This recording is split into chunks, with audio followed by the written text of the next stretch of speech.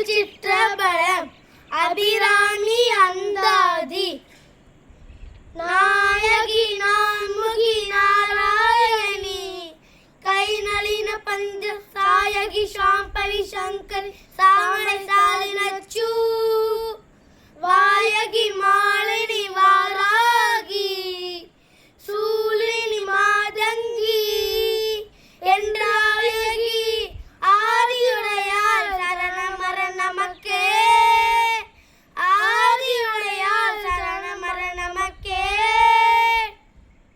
இல்லாமை சொல்லி ஒருவதம்பால் சென்று இழிவுபட்டு நில்லாமை நெஞ்சில் நினைகுவிரே நித்தம் நீர்தவர் கல்லாமை கற்ற கைவர்தம்பால் ஒரு காலத்திலும் செல்லாமை வைத்த திரிபுரை பாதங்கள் சேர்மின்களே திரிபுரை பாதங்கள் சேர்மின்களே